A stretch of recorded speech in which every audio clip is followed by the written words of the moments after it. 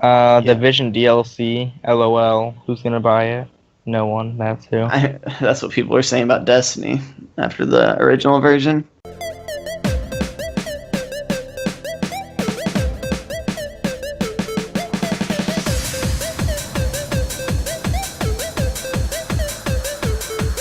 Like the original version of Destiny was sucks. I mean, maybe the Division one will fix it. I don't know. I mean, a ton of people, tons of people bought the Taken King, so I'm sure, and I know tons of people are gonna buy the freaking Rise of Iron. Like, yeah, I know tons of people are gonna buy the Division DLC too. Here's the thing with both of those. The base game is fun if the story is good. That's left up to interpretation. Except in the terms of Destiny, I think it's pretty universally agreed that the story was barely there. The Division had a good story if you looked for it. It wasn't all laid out in front of you. You had to go get the collectibles. Hey, Destiny had a good story if you wanted to play trading cards for a while. Oh yeah. Shut up about that. But that's not even the Division story. That is just backstory. Go to Bungie.net. But the thing is, the Division had much more of a story, but the gameplay felt so much more bland, like so much quicker than Destiny. Because I put so much time into Destiny, so I'm kind of biased on this. But like this Division, I don't know. Like when I put like 3 or 4 days into Division. I think that's enough to say that like it's just the gameplay doesn't like keep you there, and like the Dark Zone wasn't really like they need to have like a set PvP. Because I think that's one thing that helps Destiny out a lot, raids and PvP. Yeah. The Division, like it has its incursions, but a lot of people didn't like at least the first incursion wasn't very popular. And then there is the PvP is pretty not so PvP when it comes to the Dark Zone. If you know, if you get it. Yeah, I see what you mean. It's a lot of fighting really powerful NPCs, and then the PvP really only comes in when you call in an extraction. Yeah. Most of the time. Those scumbag rogues. Here's what the Division DLC needs to do. This is something important to talk about in these bad light, because all these games have a potential to be great. Yes. Like they have a potential to be like game of the year. It's how they execute. So I feel like what the Division needs to do, they need to make a way to make the different abilities seem like impactful. Like from the little bit I played, which is less than probably anyone else here, like there's not really much of a difference between going a healer, tank, or damage. It seemed like, it was just like these special little parts you got. It seemed like really you didn't need to make sure you had someone who could take damage because you could just cover hide. Yeah. You didn't really need to have healers because you could just cover hide. You didn't really need damage because everyone had guns. So that's one thing that the Division kind of had problems with. Okay, healers can only use katanas. Hear me out. Yeah, but just something small. Like maybe they have to do a complete overhaul that like sets that like later on like classes get like special guns that enhance their abilities by a drastic amount. So if a healer wants to get like hit the most from his healing, then he has to go a pistol, which is reserved for him. Maybe the tank has to get like a shotgun that's reserved for him. And maybe the damage person has to get an AR that's reserved for him. I see. So the weapons give bonuses, but they also force the players to play in a style that works with their role. The healer's forced to stay in cover more and pay attention to his teammates. The tank is forced into the front lines, etc. Yeah. I think that I don't think that that's something that the Division like wanted to do at the start. I don't know what they would be thinking about doing now. But from what it seemed with all like the ad stuff, it was just like nobody seemed to like have like a defined role. It was just people playing together as a team. It didn't seem like there was actually defined roles. Yeah. In the which can be fun. I had a lot of fun with it.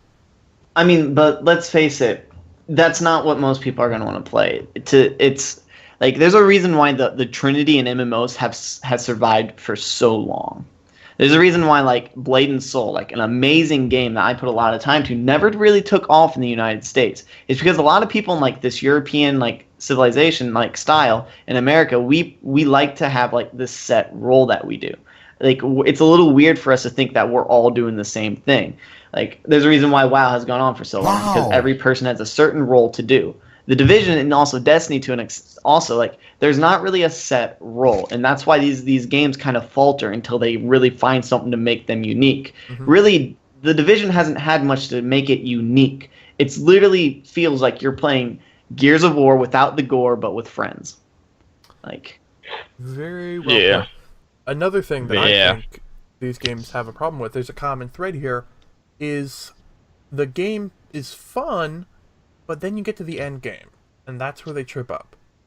There's not a lot to do in the end game. Like, Destiny, you do the raids, you max out yourself out. What is the next step? PvP? I don't find that fun. I don't like getting smacked around by guys with better guns while you can, like, fart around and not even pay attention in PvP and get, like, this awesome gun while someone who does... The loot system is something that they've repeatedly said they're going to fix, and they never fix it in a way that I find satisfactory. They fixed it. You haven't played it in the most recent time since April.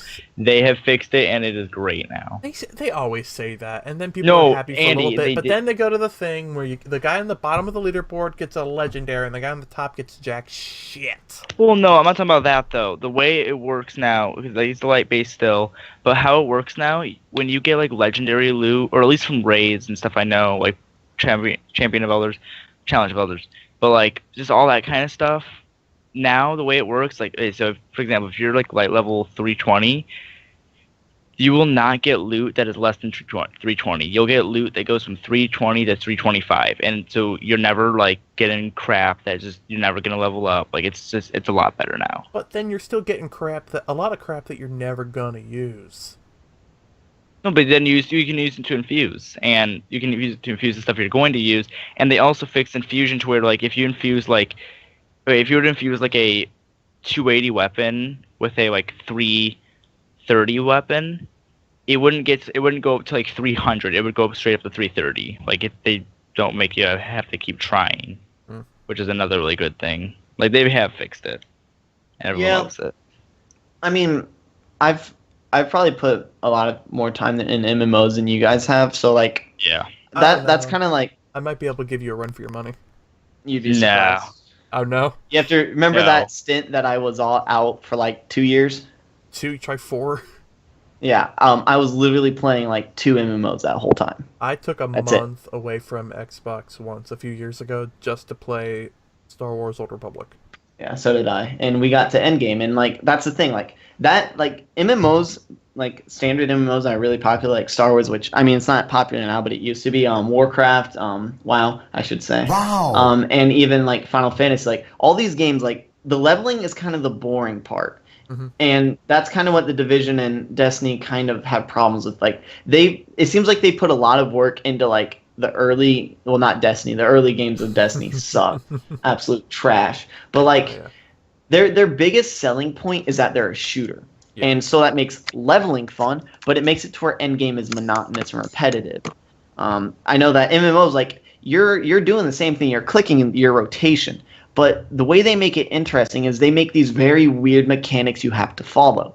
So that, like, I'm trying to think. In Star Wars, there's Karaga's Palace, where you face a Rancor, where you literally have to, like, take him around the map underneath a giant magnet because his arm, like, he was like a cyborg Rancor, like half of his body was like completely metal. And if you didn't do that, then he would just start doing tons of damage to you. And if you and he wouldn't take as much damage.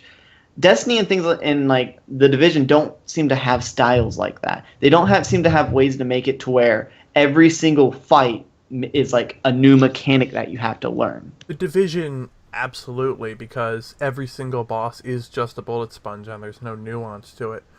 Destiny in a lesser sense because there is the weapon elements, and in raids there are certain mechanics that you have to follow, but those aren't off. A lot of times, like I'm thinking of Fogoth specifically. There's not a whole lot of excitement to that mechanic. It's most people are staring at doors while a few other people do the fun part of dancing around with Fogoth. Wait, who are you talking about? Fogoth is a strike boss. I don't know what boss are you talking about. Oh God. Who's the one in what? Who's the ogre in King's Fall? Oh, that's Golgoroth, and Golgoroth. that's wait here. No, that's not right, Andy. You've done that raid like once. I've done that raid So- like 3 times. Well, you don't have it right. There's a lot more times people watching doors while other people do damage. That's A lot basically what happened to me. No, because you have to. Depending, yeah, that was back when there were cheeses. Like, what do you guys think the division needs to do to be great? Like, just summarize what we've said. They need to make the end game meaningful, because once you get to the end and you're at full level and you've maxed out all of your skills, what is there left for you to do? Earn equipment that's gonna that you may or may not get to keep, that is not going to ultimately do much to affect your strength, and even if it did, what are you going to use it for? I don't know how they could do it though, but they need to find a solution, and I think the only solution, now that I think about it, would be rapid, consistent content release. But then that becomes not profitable.